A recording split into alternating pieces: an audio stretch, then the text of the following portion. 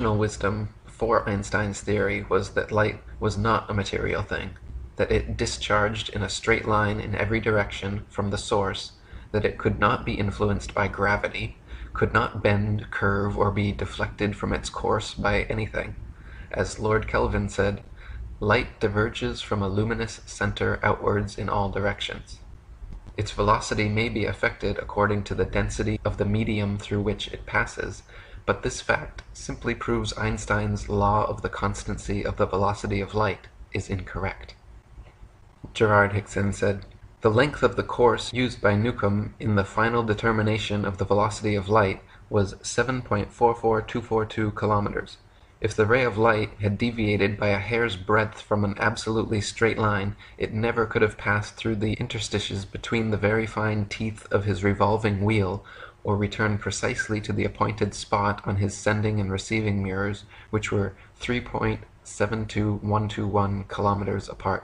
The fact that the ray of light did pass from mirror to mirror, and through the wheel, proves that it maintained a straight line, hence it is certain that it was not deflected from its course by the gravitation of the earth between the two mirrors, wherefore it is obvious that it was not affected by gravitation.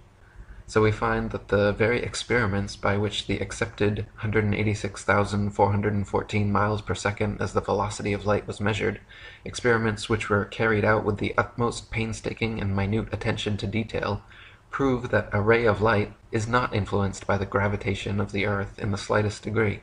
Therefore, if those experiments were good enough to warrant all the world in accepting the velocity of light, they may be equally well adduced as proof that a ray of light does not bend by its own weight, and that light is not affected by gravitation. Relativity is clever, but it belongs to the same category as Newton's law of gravitation and the Kant-Herschel-Laplace nebular hypothesis, in as far as it is a superfine effort of the imagination seeking to maintain an impossible theory of the universe in defiance of every fact against it." And Robert Sugenis said, "As for Einstein, if you want to believe that lengths shrink when an object moves, time changes in the process, and its mass increases, just so you can explain the anomalies of Michelson's experiment, that's your privilege. But I'd just as soon answer it by saying that mass, time, and length stay the same, and the Earth isn't moving, and I'm just as scientific as you for saying so."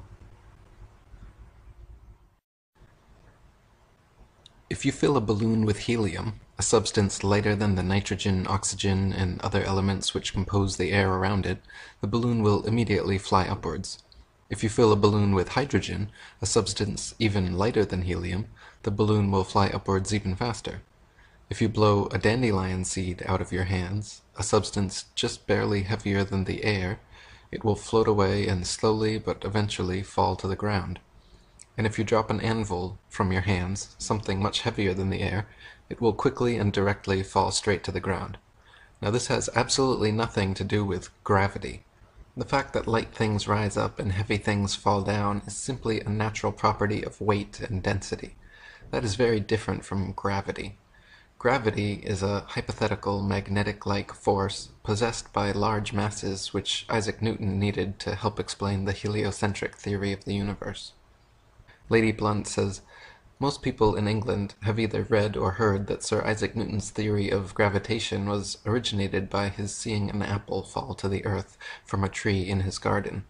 Persons gifted with ordinary common sense would say that the apple fell down to earth because, bulk for bulk, it was heavier than the surrounding air.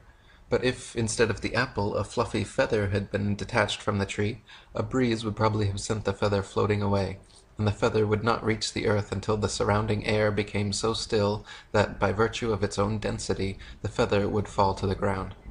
Wilbur Voliva, a famous flat-earther in the early 20th century, gave lectures all over America against Newtonian astronomy. He would begin by walking on stage with a book, a balloon, a feather, and a brick, and ask the audience, "How is it that a law of gravitation can pull up a toy balloon and cannot put up a brick? I throw up this book.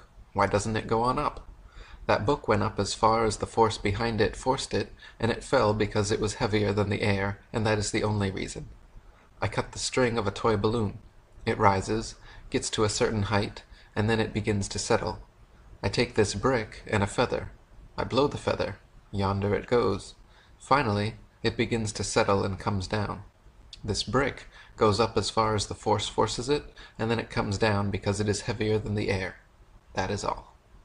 David Wardlaw Scott says, "Any object which is heavier than the air, and which is unsupported, has a natural tendency to fall by its own weight.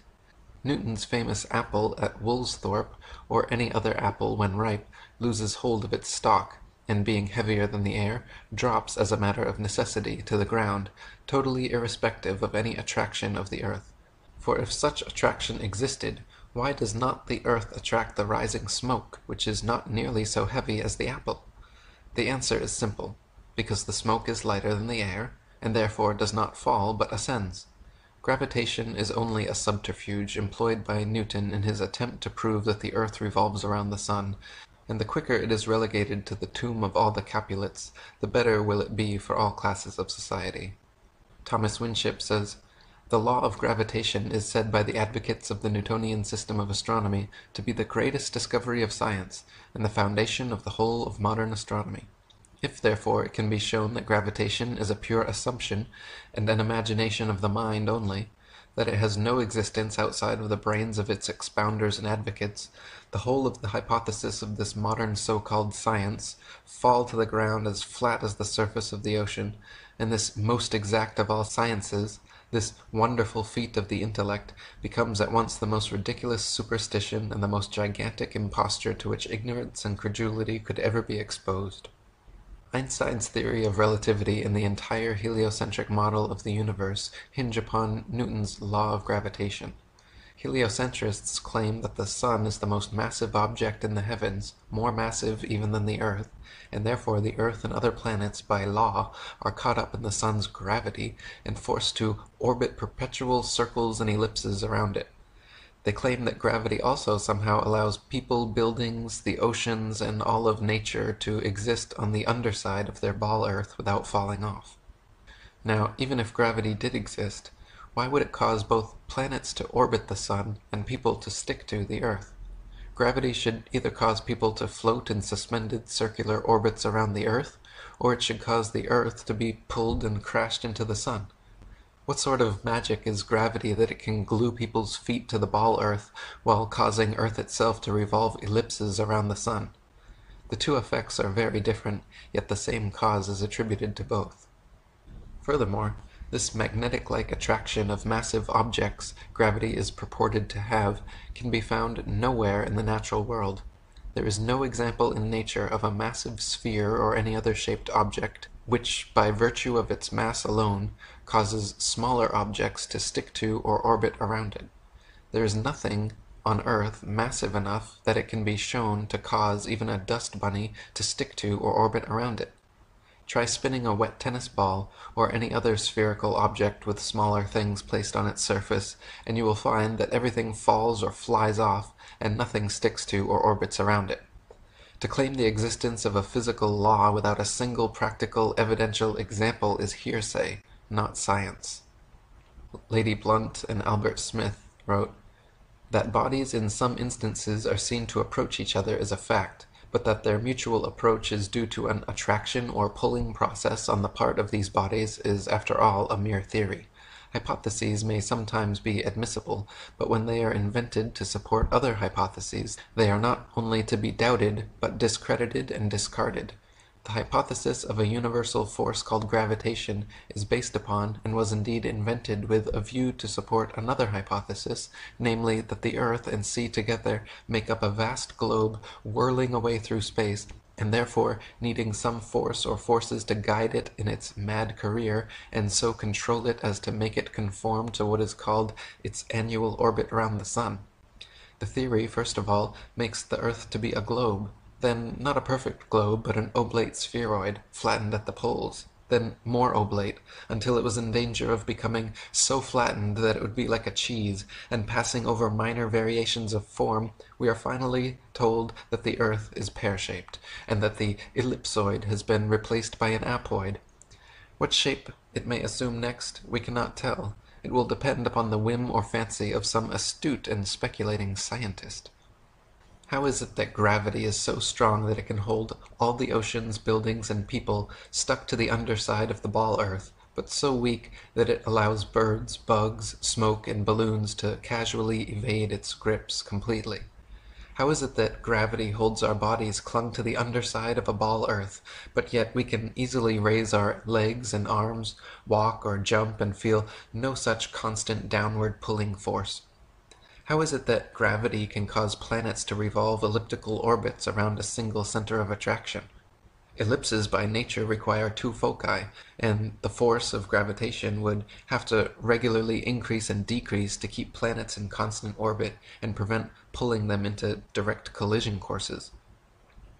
Thomas Winship says that the sun's path is an exact circle for only about 4 periods in a year, and then of only a few hours at the equinoxes and solstices, completely disproves the might have been of circular gravitation, and by consequence all of gravitation. If the sun were of sufficient power to retain the earth in its orbit when nearest the sun, when the earth arrived at that part of its elliptical path farthest from the sun, the attractive force, unless very greatly increased, would be utterly incapable of preventing the earth rushing away into space in a right line forever, as astronomers say. On the other hand, it is equally clear that if the sun's attraction were just sufficient to keep the earth in its proper path when farthest from the sun, and thus to prevent it rushing off into space, the same power of attraction when the earth was nearest the sun would be so much greater that, unless the attraction were very greatly diminished, nothing would prevent the earth rushing towards and being absorbed by the sun, there being no counterbalancing focus to prevent such a catastrophe. As astronomy makes no reference to the increase and diminution of the attractive force of the sun, called gravitation, for the above necessary purposes, we are again forced to the conclusion that the great discovery of which astronomers are so proud is absolutely non-existent. And N. Crossland says, we are asked by the Newtonian to believe that the action of gravitation, which we can easily overcome by the slightest exercise of volition in raising a hand or foot, is so overwhelmingly violent when we lose our balance and fall a distance of a few feet, that this force, which is imperceptible under usual conditions, may, under extraordinary circumstances, cause the fracture of every limb we possess.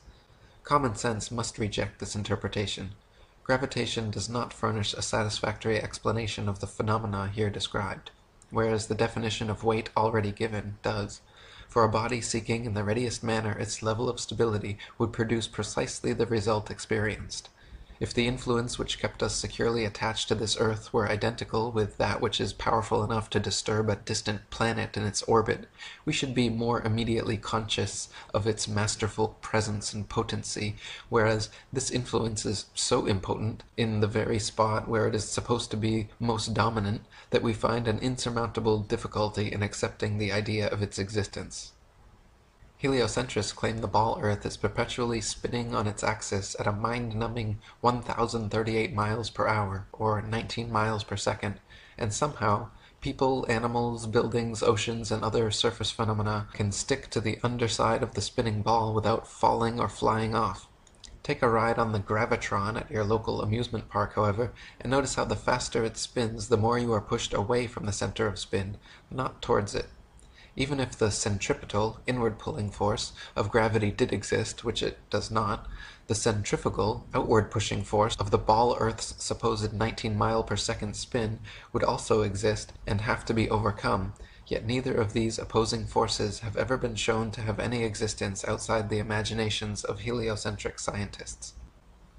David Wardlaw Scott says, we are not like flies which, by the peculiar formation of their feet, can crawl on a ball, but we are human beings who require a plane surface on which to walk, and how could we be fastened to the earth whirling, according to your theory, around the sun, at the rate of 19 miles per second? The famed law of gravitation will not avail, though we are told that we have 15 pounds of atmosphere pressing on every square inch of our bodies, but this does not appear to be particularly logical, for there are many athletes who can leap nearly their own height and run a mile in less than 5 minutes, which they could not possibly do if they were thus handicapped. N. Crossland says, the attraction of gravitation is said to be stronger at the surface of the earth than at a distance from it. Is it so? If I spring upwards perpendicularly, I cannot with all my might ascend more than 4 feet from the ground. But if I jump in a curve with a low trajectory, keeping my highest elevation about 3 feet, I might clear a bound of space above the Earth of about 18 feet, so that practically I can overcome the so-called force, pull, at the distance of 4 feet in the proportion of 18 to 4, being the very reverse of what I ought to be able to do according to the Newtonian hypothesis. Newton also theorized, and it is now commonly taught, that the Earth's ocean tides are caused by gravitational lunar attraction. If the moon is only 2,160 miles in diameter, and the Earth 8,000 miles, however, using their own math and law, it follows that the Earth is 87 times more massive, and therefore the larger body should attract the smaller to it, and not the other way around. If the Earth's greater gravity is what keeps the moon in orbit, it is impossible for the moon's lesser gravity to supersede the Earth's gravity at Earth's sea level, where its gravitational attraction would even further outtrump the moon's. Not to mention the velocity and path of the moon are uniform, and should therefore exert a uniform influence on the Earth's tides, when in actuality the Earth's tides vary greatly. Furthermore, if ocean tides are caused by moon's gravitation, how is it that lakes, ponds, and other smaller bodies of standing water remain outside the moon's grasp, while the gigantic oceans are so affected? Thomas Winship says, "If the moon lifted up the water, it is evident that near the land the water would be drawn away and low instead of high tide caused. Again, the velocity and path of the moon are uniform, and it follows that if she exerted any influence on the Earth, that influence could only be a uniform influence. But the tides are not uniform. At Port Natal the rise and fall is about 6 feet, while at Beira, about 600 miles up the coast, the rise and fall is 26 feet. This effectually settles the matter that the moon has no influence on the tides. Tides are caused by the gentle and gradual rise and fall of the earth on the bosom of the mighty deep. In inland lakes there are no tides, which also proves that the moon cannot attract either the earth or water to cause tides, but the fact that the basin of the lake is on the earth, which rests on the waters of the deep, shows that no tides are possible, as the waters of the lakes together with the earth rise and fall, and thus the tides at the coast are caused, while there are no tides on waters unconnected with the sea." Samuel Rowbotham says, "It is affirmed that the intensity of attraction increases with proximity and vice versa. How then, when the waters are drawn up by the moon from their bed and away from the earth's attraction, which at that greater distance from the center is considerably diminished, while that of the moon is proportionally increased, how is it possible that all the waters acted on should be prevented leaving the earth and flying away to the moon? If the moon has power of attraction sufficient to lift the waters of earth at all, even a single inch from their deepest receptacles, where the earth's attraction is much greater, there is nothing in the theory of attraction of gravitation to prevent her taking to herself all the waters which came within her influence. Let the smaller body once overcome the power of the larger, and the power of the smaller becomes greater than when it first operated, because the matter acted on is nearer to it. Proximity is greater, and therefore power is greater. How then can the waters of the ocean immediately underneath the moon flow towards the shores, and so cause a flood tide? Water flows, it is said, through the law of gravity or attraction of the earth's center. Is it possible then for the moon, having once overcome the power of the earth, to let go her hold upon the waters through the influence of a power which she has conquered, and which therefore is less than her own? The above and other difficulties which exist in connection with the explanation of the tides afforded by the Newtonian system have led many, including Sir Isaac Newton himself, to admit that such explanation is the least satisfactory portion of the theory of gravitation. Thus we have been carried forward by the sheer force of evidence to the conclusion that the tides of the sea do not arise from the attraction of the moon, but simply from the rising and falling of the floating earth in the waters of the great deep. That calmness which is found to exist at the bottom of the great seas could not possibly be if the waters were alternately raised by the moon and pulled down by the earth." David Wardlaw Scott says, "Even Sir Isaac Newton himself confessed that the explanation of moon's action on the tides was the least satisfactory part of his theory. This theory asserts that the larger objects attract the smaller, and the mass of the moon being reckoned as only 1/8 of that of the earth, it follows that if, by the presumed force of gravitation, the earth revolves around the sun, much more, for the same reason, should the moon do so likewise. instead of which that willful orb still continues to go round our world. Tides vary greatly in height, owing chiefly to the different configurations of the adjoining lands. At Chepstow it rises to 60 feet, at Portishead to 50, while at Dublin Bay it is but 12, and at Wexford only 5 feet. That the earth itself has a slight tremulous motion may be seen in the movement of the spirit level, even when fixed as steadily as possible, and that the sea has a fluctuation may be witnessed by the oscillation of an anchored ship in the calmest day of summer. By what means the tides are so regularly affected is at present only conjectured. Possibly it may be by atmospheric pressure on the waters of the great deep, and perhaps even the moon itself, as suggested by the late Dr. Robotham, may influence the atmosphere, increasing or diminishing its barometric pressure, and indirectly the rise and fall of earth in the waters. Samuel Robotham says, bearing this fact in mind, that there exists a continual pressure of the atmosphere upon the earth, and associating it with the fact that the earth is a vast plain stretched out upon the waters, and it will be seen that it must of necessity slightly fluctuate or slowly rise and fall in the water. As by the action of the atmosphere the earth is slowly depressed, the water moves towards the receding shore and produces the flood tide, and when by the reaction of the resisting ocean medium the earth gradually ascends and the waters recede, and the ebb tide is produced. This is the general cause of tides. Whatever peculiarities are observed, they may be traced to the reaction of channels, bays, headlands, and other local causes. That the earth has a vibratory or tremulous motion, such as must necessarily belong to a floating and fluctuating structure, is abundantly proved by the experience of astronomers and surveyors. If a delicate spirit level be firmly placed upon a rock or upon the most solid foundation which it is possible to construct, the very curious phenomenon will be observed of constant change in the position of the air bubble. However carefully the level may be adjusted and the instrument protected from the atmosphere, the bubble will not maintain its position many seconds together.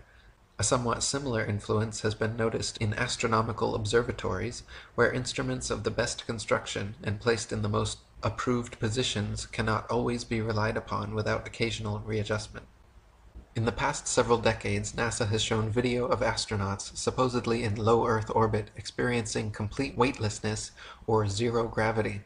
How is this weightless effect achieved if gravity doesn't exist?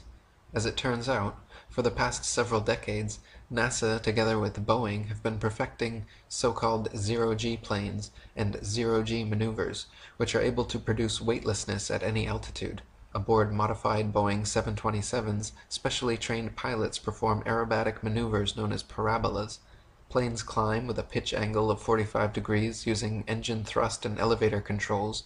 Then, when maximum height is reached, the craft is pointed downward at high speed. The period of weightlessness begins while ascending and lasts all the way up and over the parabola until reaching a downward pitch angle of 30 degrees, at which point the maneuver is repeated.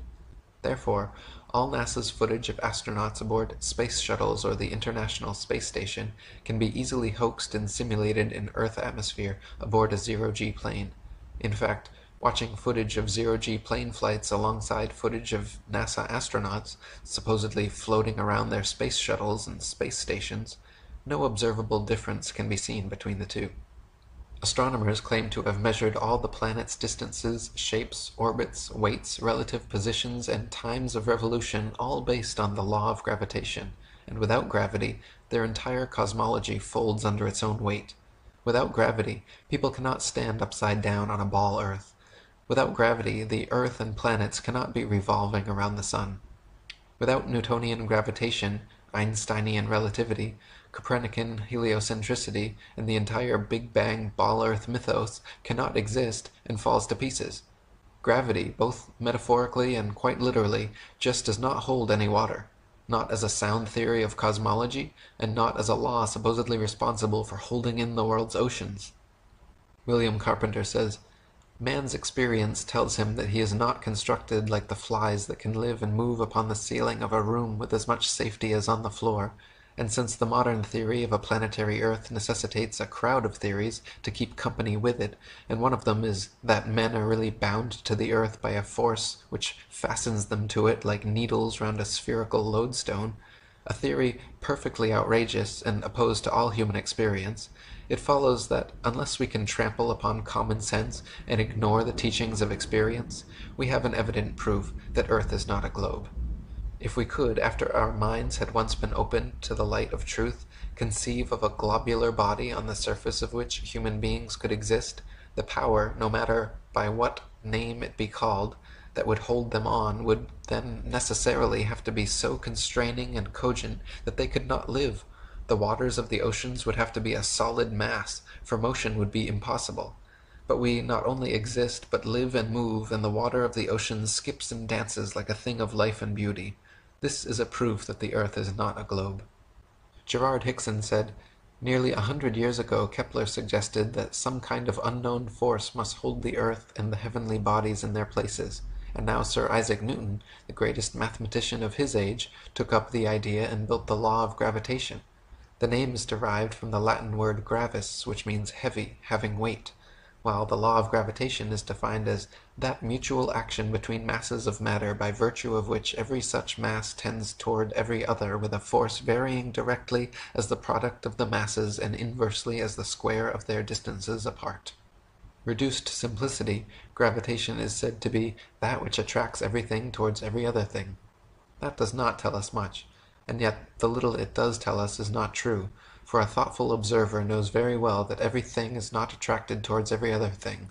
The definition implies that it is a force, but it does not say so, for that phrase mutual action is ambiguous and not at all convincing. Gabrielle Henriette says, "The system of gravitation which makes the sun the moving center of the universe, the awkward principles of which are anything but certain since they apply to invisible circumstances so that they cannot be checked, is here replaced by the old geocentric system, universally accepted until the 17th century, in view, of course, of its undisputable obviousness, and in which the earth, in a state of immobility and surrounded by the planets visibly moving round it, including the sun, is at the center of our universe. These two facts, which explain almost everything, are firstly the positive existence above the earth of a solid dome constituting the sky, and secondly the non-material nature of the planets and constellations, which are not physical masses, but merely luminous manifestations without substance. These are the two circumstances which lead today to the fundamental transformation of astronomy." And Professor Bernstein, in his Letters to the British Association, writes, "The theory that motions are produced through material attraction is absurd. Attributing such a power to mere matter, which is passive by nature, is a supreme illusion. It is a lovely and easy theory to satisfy any man's mind, but when the practical test comes, it falls all to pieces and becomes one of the most ridiculous theories to common sense and judgment ever conceived." Many people think that modern astronomy's ability to accurately predict lunar and solar eclipses is a result and proof positive of the heliocentric theory of the universe. The fact of the matter, however, is that eclipses have been accurately predicted by cultures worldwide for thousands of years before the heliocentric ball Earth was even a glimmer in Copernicus's imagination. Ptolemy, in the 1st century AD, accurately predicted eclipses for 600 years on the basis of a flat, stationary Earth with equal precision as anyone living today. All the way back in 600 BC, Thales accurately predicted an eclipse which ended the war between the Medes and the Lydians. Eclipses happen regularly, with precision, in 18-year cycles, so regardless of geocentric or heliocentric, flat or globe Earth cosmologies, eclipses can be accurately calculated independent of such factors. Samuel Rowbotham said, "Those who are unacquainted with the methods of calculating eclipses and other phenomena are prone to look upon the correctness of such calculations as powerful arguments in favor of the doctrine of the earth's rotundity and the Newtonian philosophy generally. One of the most pitiful manifestations of ignorance of the true nature of theoretical astronomy is the ardent inquiry so often made, 'How is it possible for that system to be false which enables its professors to calculate to a second of time both solar and lunar eclipses for hundreds of years to come?' The supposition that such calculations are an essential part of the Newtonian or any other theory is entirely gratuitous and exceedingly fallacious and misleading. Whatever theory is adopted, or if all theories are discarded, the same calculations can be made." Gerard Hickson said, "The Chaldeans used to predict the eclipses 3,000 years ago with a degree of accuracy that is only surpassed by seconds in these days, because we have wonderful clocks which they had not. Yet they had an entirely different theory of the universe than we have. The fact is that eclipses occur with a certain exact regularity, just as Christmas and birthdays do, every so many years, days, and minutes, so that anyone who has the records of the eclipses of thousands of years can predict them as well as the best astronomers without any knowledge of their cause." Samuel Rowbotham said, "The simplest method of ascertaining any future eclipse is to take the tables which have been formed during hundreds of years of careful observation, or each observer may form his own tables by collecting a number of old almanacs, one for each of the last 40 years, separate the times of the eclipses in each year, and arrange them in a tabular form. On looking over the various items, he will soon discover parallel cases, or cycles of eclipses, that is, taking the eclipses in the first year of his table, and examining those of each succeeding year, he will notice peculiarities in each year's phenomena, but on arriving to the items of the 19th and 20th years, he will perceive that some of the eclipses in the earlier part of the table will have been now repeated, that is to say, the times and characters will be alike. Tables of the places of the sun and moon, of eclipses, and of kindred phenomena have existed for thousands of years, and were formed independently of each other by the Chaldean, Babylonian, Egyptian, Hindu, Chinese, and other ancient astronomers. Modern science has had nothing to do with these." Another assumption and supposed proof of Earth's shape, heliocentrists claim that lunar eclipses are caused by the shadow of the ball Earth occulting the moon. The idea is that the sun, earth, and moon's spheres perfectly align like 3 billiard balls in a row, so that the sun's light casts the earth's shadow onto the moon. Unfortunately for heliocentrists, this explanation is rendered completely invalid due to the fact that lunar eclipses have happened and continue to happen regularly when both the sun and moon are still visible together above the horizon. For the sun's light to be casting Earth's shadow onto the moon, the three bodies must be aligned in a straight 180-degree syzygy. William Carpenter says, "The Newtonian hypothesis involves the necessity of the sun, in the case of a lunar eclipse, being on the opposite side of a globular Earth to cast its shadow on the moon. But since eclipses of the moon have taken place with both the sun and the moon above the horizon, it follows that it cannot be the shadow of the Earth that eclipses the moon, and that the theory is a blunder." Samuel Rowbotham said, "That the eclipser of the moon is a shadow at all is assumption. No proof whatever is offered. That the moon receives her light from the sun, and that therefore her surface is darkened by the Earth intercepting the sun's light, is not proved. It is not proved that the Earth moves in an orbit round the sun, and therefore by being in different positions, conjunction of sun, earth, and moon, day sometimes occur. The contrary has been clearly proved, that the moon is not eclipsed by a shadow, that she is self-luminous, and not merely a reflector of solar light, and therefore could not possibly be obscured or eclipsed by a shadow from any object whatsoever, and that the Earth is devoid of motion, either on axes or in an orbit through space.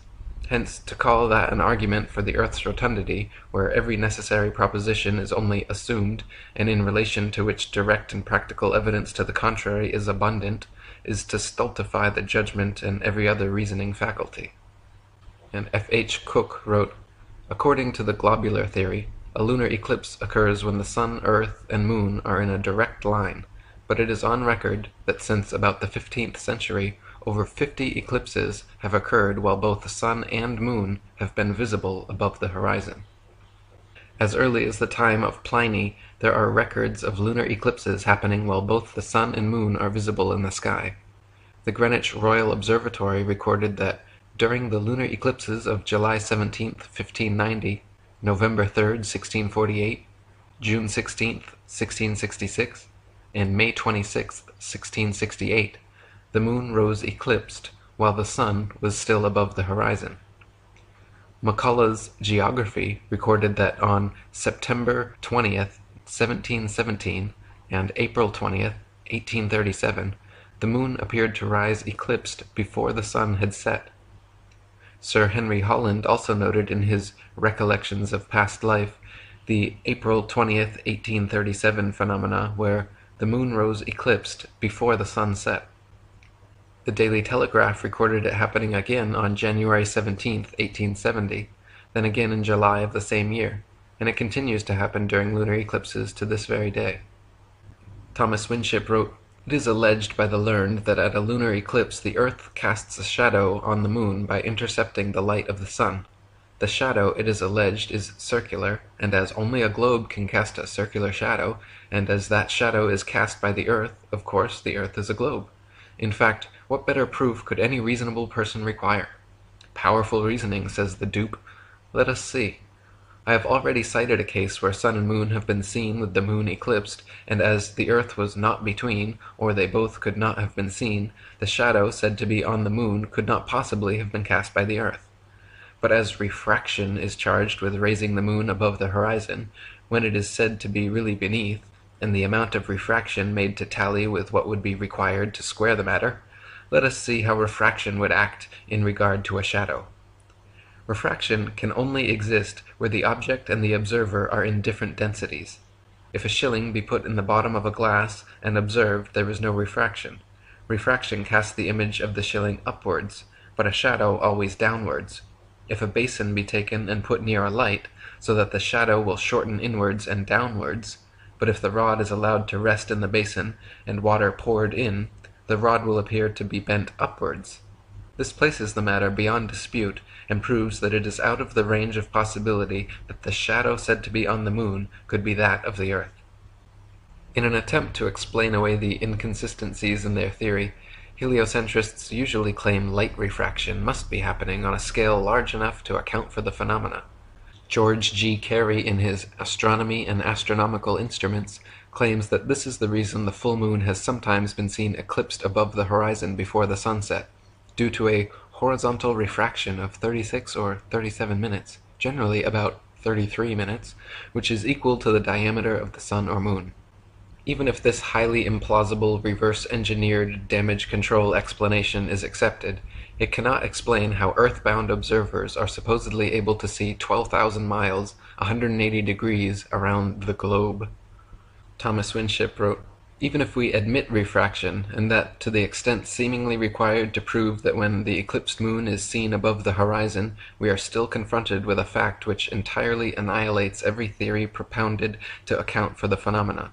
Taking the astronomer's own equation of 8 inches to the mile, varying inversely as the square of the distance for the curvature of the earth, where sun and moon are both seen at a lunar eclipse, the center of the sun is said to be in a straight line with the centers of the earth and the moon, each luminary being 90 degrees from the observer. This would give about 6,000 miles as the distance of each body from the observer. Now what is the curvature in 6,000 miles? No less than 24 million feet, or 4,545 miles. Therefore, according to the astronomer's own showing, an observer would have to get up into space 4,545 miles before he could see both the sun and moon above his horizon at a lunar eclipse. As lunar eclipses have been seen from the surface of the earth, with sun and moon both above the horizon at the same time, it is conclusively proved that there is no curvature of the earth, and therefore that the world is a plane and cannot by any possibility be globular. This one proof alone demolishes forever the fabric of astronomical imagination and popular credulity." One of heliocentrists' favorite supposed proofs of their ball earth theory is the ability for ships and planes to circumnavigate, to sail or fly at right angles to the North Pole, and eventually return to their original location. Since the North Pole and Antarctica are covered in ice and guarded no-fly zones, however, no ships or planes have ever been known to circumnavigate the Earth in north-south directions, only east-west. And herein lies the rub. East or westbound circumnavigation can just as easily be performed on a flat plane as it can on a globular sphere. Just as a compass can place its center point on a flat piece of paper and trace a circle either way around the pole, so can a ship or plane circumnavigate a flat earth. The only kind of circumnavigation which could not happen on a flat earth is north-south bound, which is likely the very reason for the heavily enforced flight restrictions. flight restrictions originating from none other than the United Nations, the same United Nations which haughtily uses the flat Earth map as its official logo and flag. David Wardlaw Scott says, "Circular sailing no more proves the world to be a globe than an equilateral triangle. The sailing round the world would of course take very much longer, but in principle it is exactly the same as that of the yachtsman circumnavigating the Isle of Wight. Let me give a simple illustration. A boy wants to sail his iron toy boat by a magnet, so he gets a basin, in the middle of which he places a soap dish or anything else which he may think suitable to represent the earth, and then fills the basin with water to display the sea. He puts his boat and draws it by the magnet round his little world, but the boat never passes over the rim to sail under the basin, as if that were globular, instead of being simply circular. So is it in this world of ours. From the extreme south we can sail from east to west or from west to east around it, but we cannot sail from north to south or from south to north, for we cannot break through intervening lands, nor pass the impenetrable ramparts of ice and rocks which enclose the great southern circumference." Samuel Rowbotham says, "A very good illustration of the circumnavigation of a plane will be seen by taking a round table and fixing a pin in the center to represent the magnetic pole. To this central pin attach a string drawn out to any distance towards the edge of the table. This string may represent the meridian of Greenwich, extending due north and south. If now a pencil or other object is placed across or at right angles to the string, at any distance between the center and the circumference of the table, it will represent a vessel standing due east and west. Now move the pencil and the string together in either direction, and it will be seen that by keeping the vessel or pencil square to the string, it must of necessity describe a circle round the magnetic center and return to the starting point in the opposite direction to that in which it first sailed."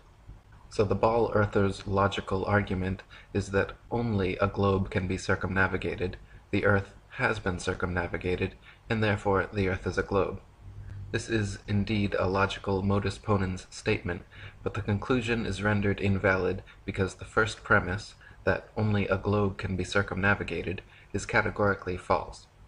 Another similarly logical but unsound argument ball earthers make is that only on a globe would one gain or lose time when sailing or flying east or west. Time is gained or lost when sailing or flying east to west, and therefore the earth is a globe. Again, the logical conclusion is rendered invalid and the argument unsound because the first premise is incorrect. The same effect would be experienced on a stationary flat earth as it would on a spinning ball earth. William Carpenter says, "The sun as he travels round over the surface of the earth brings noon to all places on the successive meridians which he crosses. His journey being made in a westerly direction, places east of the sun's positions have had their noon, whilst places to the west of the sun's position have still yet to get it. Therefore, if we travel easterly, we arrive at those parts of the earth where time is more advanced. The watch in our pocket has to be put on, or we may be said to gain time. If, on the other hand, we travel westerly, we arrive at places where it is still morning, the watch has to be put back, and it may be said that we lose time. But if we travel easterly so as to cross the 180th meridian, there is a loss there of a day, which will neutralize the gain of a whole circumnavigation. And if we travel westerly and cross the same meridian, we experience the gain of a day, which will compensate for the loss during a complete circumnavigation in that direction. The fact of losing or gaining time in sailing round the world, then instead of being evidence of the earth's rotundity as it is imagined to be, is in its practical exemplification an everlasting proof that the earth is not a globe." Another favorite supposed proof of ball earthers is the appearance from an observer on shore of ships' hulls being obfuscated by the water and disappearing from view when sailing away towards the horizon. Their claim is that ships' hulls disappear before their mastheads because the ship is beginning its declination around the convex curvature of the ball earth. Once again, however, their hasty conclusion is drawn from a faulty premise, namely that only on a ball earth can this phenomenon occur. The fact of the matter is that the law of perspective on plane surfaces dictates and necessitates the exact same occurrence. For example, a girl wearing a dress walking away towards the horizon will appear to sink into the earth the farther away she walks. Her feet will disappear from view first, and the distance between the ground and the bottom of her dress will gradually diminish until, after about a half a mile, it seems like her dress is touching the ground as she walks on invisible legs. The same happens with cars speeding away, the axles gradually getting lower and the wheels vanish until it appears as if the car is gliding along its body. Such is the case on plane surfaces. The lowest parts of objects receding from a given point of observation necessarily disappear before the highest. David Wardlaw Scott says, "This law of perspective meets us on every hand, and cannot be gainsaid. If, in a straight line, we look at a frozen lake from a certain distance, we shall observe people who appear to be skating on their knees, but if we approach sufficiently near, we shall see them performing graceful motions on their feet. Farther, if we look through a straight tunnel, we shall notice that the roof and the roadway below converge to a point of light at the end. It is the same law which makes the hills sink to the horizon as the observer recedes, which explains how the ship's hull disappears in the offing. I would also remark that when the sea is undisturbed by waves, the hull can be restored to sight by the aid of a good telescope long after it has disappeared from the naked eye, thus proving that the ship had not gone down behind the watery hill of a convex globe, but is still sailing on the level of a plain sea." Not only is the disappearance of ships' hulls explained by the law of perspective, it is proven undeniably true with the aid of a good telescope. If you watch a ship sailing away into the horizon with the naked eye until its hull has completely disappeared from view under the supposed curvature of the earth, then look through a telescope, you will notice the entire ship quickly zooms back into view, hull and all, proving that the disappearance was caused by the law of perspective and not by a wall of curved water. Samuel Robotham says, "On any frozen lake or canal, notably on the Bedford Canal, in the country of Cambridge, in winter and on a clear day, skaters may be observed several miles away, seeming to glide upon limbs without feet, skates and boots quite invisible to the unaided eye, but distinctly visible through a good telescope. But even on the sea, when the water is very calm, if a vessel is observed until it is just hull down, a powerful telescope turned upon it will restore the hull to sight, from which it must be concluded that the lower part of a receding ship disappears through the influence of perspective, and not from sinking behind the summit of a convex surface." Ball earthers will often also quip that if the earth were flat, then we could see all over it. But this is of course ignorant and inaccurate. If you stand on the beach, a plain or prairie, you will find the horizon extends about 3 to 6 miles around you, depending on the weather and your eyesight. The range of the human eye, our field of vision, is from 110 to 1 degree, and the smallest angle under which an object can still be seen is 1/60th of 1 degree, so that when an object is 3,000 times its own diameter away from an observer, it will cease to be visible. So, for example, the farthest distance at which one can see a 1-inch diameter penny is 3,000 inches, or 250 feet. Therefore, if a ship's hull is 10 feet above the water, it will disappear from the unaided eye at 3,000 times 10 feet, or 6 miles. This has nothing to do with the supposed convexity or curvature of the earth, and everything to do with the common law of perspective. Thomas Winship says, "The horizon of an observer is distant or near according to the greatness or otherwise of his elevation above the surface of the supposed globe. If he stands 24 feet above sea level, he is said to be in the center of a circle which bounds his vision, the radius of which in any direction on a clear day is 6 miles. A local gentleman tells me that he has watched a boat race in New Zealand, seeing the boats all the way out and home, the distance being 9 miles from where he was standing on the beach. I have seen the hull of a steamer with the naked eye at an elevation of not more than 24 feet, at a distance of 12 miles, and in taking observations along the South African coast, have sometimes had an horizon of at least 20 miles at an elevation of 20 feet only." The distance of the horizon, or vanishing point, where the sky appears to touch the earth and sea, is determined largely by the weather, and, when that is clear, by the power of our vision. This is proved by the fact that the telescope will increase the distance of the horizon very greatly, and bring objects into view which are entirely beyond the range of vision of the unaided eye.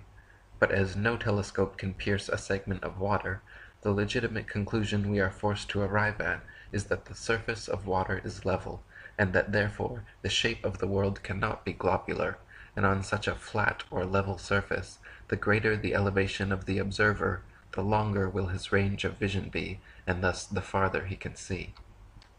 Samuel Rowbotham says, "On the shore near Waterloo, a few miles to the north of Liverpool, a good telescope was fixed. At an elevation of 6 feet above the water, it was directed to a large steamer just leaving the River Mersey and sailing out to Dublin. Gradually the masthead of the receding vessel came nearer to the horizon, until at length, after more than 4 hours had elapsed, it disappeared. The ordinary rate of sailing of the Dublin steamers was fully 8 miles an hour, so that the vessel would be at least 32 miles distant when the masthead came to the horizon. The 6 feet of elevation of the telescope would require 3 miles to be deducted for convexity, which would leave 29 miles, the square of which, multiplied by 8 inches, gives 560 feet, deducting 80 feet for the height of the main mast, and we find that, according to the doctrine of rotundity, the masthead of the outward bound steamer should have been 480 feet below the horizon. Many other experiments of this kind have been made upon sea-going steamers, and always with results entirely incompatible with the theory that the earth is a globe. In the mid-19th century, a Frenchman named Leon Foucault became famous for swinging pendulums and claiming their consequent motions were proof of the earth's diurnal rotation. Since then, Foucault pendulums have regularly been swinging at museums and exposition halls worldwide, purporting to provide everlasting perpetual proof of the heliocentric spinning ball earth theory. The truth is, however, unbeknownst to most of the duped public, that Foucault's pendulum is a failed experiment which proves nothing but how easy it is for pseudoscience to deceive the malleable masses. Lady Blunt says, "This pendulum, modern scientists tell us, affords a visible proof that we are living on a whirling globe, which, according to a work on science, now before me, is spinning upon its so-called axis at the rate of over 1,000 miles an hour at the equator, and in addition to other motions is rushing on an everlasting tour round the sun, the diameter of which is said to be 813,000 miles, and its weight 354,936 times greater than the earth, from which it is said to be about 93 million miles distant, at the rate of over 1,000 miles per minute. Now, to prove that the earth really has these motions, a pendulum is suspended at the show. The showman sets motion, and bids the gaping world of thoughtless men and women to behold a proof that we are living on a whirling globe which is rushing away through space." William Carpenter says, "Astronomers have made experiments with pendulums which have been suspended from the interior of high buildings, and have exulted over the idea of being able to prove the rotation of the earth on its axis by the varying direction taken by the pendulum over a prepared table underneath, asserting that the table moved round under the pendulum, instead of the pendulum shifting and oscillating in different directions over the table. But, since it has been found that, as often as not, the pendulum went round the wrong way for the rotation theory, chagrin has taken place of exultation, and we have a proof of the failure of astronomers in their efforts to substantiate their theory." So, to begin with, Foucault's pendulums do not uniformly swing in any one direction. Sometimes they rotate clockwise, and sometimes counterclockwise. Sometimes they fail to rotate, and sometimes they rotate far too much. Scientists who have repeated variations of the experiment have conceded time and again that, quote, "it was difficult to avoid giving the pendulum some slight lateral bias at starting." The behavior of the pendulum actually depends on 1. The initial force beginning its swing, and 2. The ball and socket joint used, which most readily facilitates circular motion over any other. The supposed rotation of the earth is completely inconsequential and irrelevant to the pendulum's swing. If the alleged constant rotation of the earth affected pendulums in any way, then there should be no need to manually start pendulums in motion. If Earth's diurnal rotation caused the 360-degree uniform diurnal rotation of pendulums, then there should not exist a stationary pendulum anywhere on Earth. Samuel Rowbotham says, "First, when a pendulum constructed according to the plan of Mr. Foucault is allowed to vibrate, its plane of vibration is often variable, not always. The variation, when it does occur, is not uniform, is not always the same in the same place, nor always the same either in its rate or velocity, or in its direction. It cannot therefore be taken as evidence, for that which is inconstant cannot be used in favor of or against any given proposition. It therefore is not evidence and proves nothing. Secondly, if the plane of vibration is observed to change, where is the connection between such change and the supposed motion of the earth?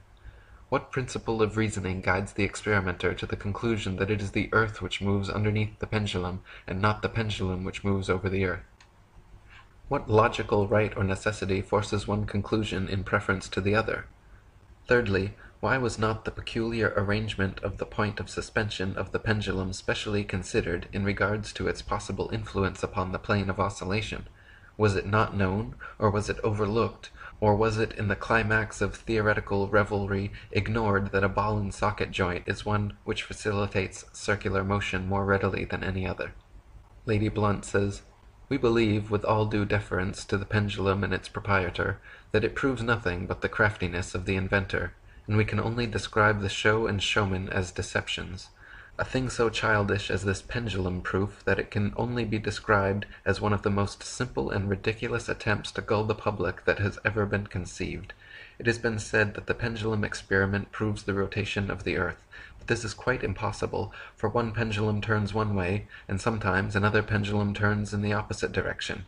Now we ask, does the earth rotate in opposite directions at different places at one and the same time? We should like to know.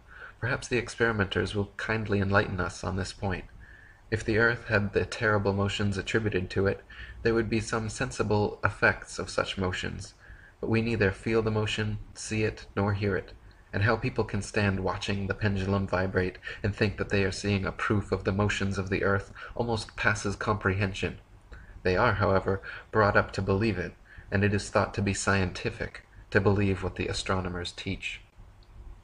Also in the mid-19th century, another Frenchman named Gaspard Gustave Coriolis performed several experiments showing the effect of kinetic energy on rotating systems, which have ever since become mythologized as proof of the heliocentric theory.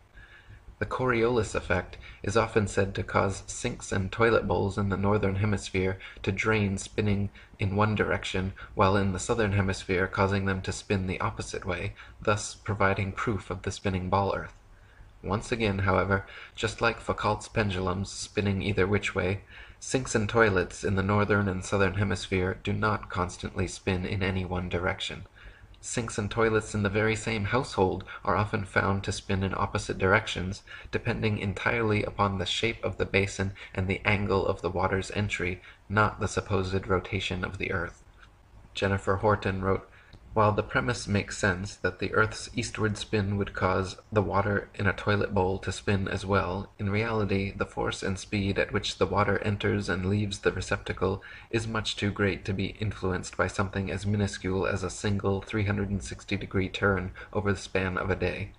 When all is said and done, the Coriolis effect plays no larger a role in toilet flushes than it does in the revolution of CDs in your stereo.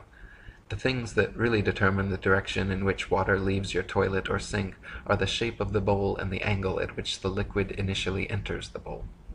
The Coriolis effect is also said to affect bullet trajectories and weather patterns as well, supposedly causing most storms in the northern hemisphere to rotate counterclockwise and most storms in the southern hemisphere to rotate clockwise, to cause bullets from long-range guns to tend towards the right of the target in the northern hemisphere and to the left in the southern hemisphere.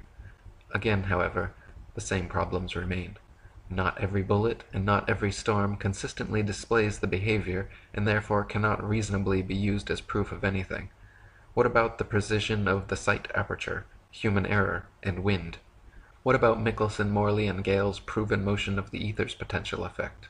Why does the Coriolis effect affect most storms, but not all? If some storms rotate clockwise in the north and counterclockwise in the south, how do those storms escape the Coriolis force? And if the entire Earth's spin is uniform, why should the two hemispheres be affected any differently? Coriolis's effect and Foucault's pendulum are both said to prove the Earth moves beneath our feet, but in reality only prove how easy it can be for wolves in sheep's clothing to pull the wool over our eyes.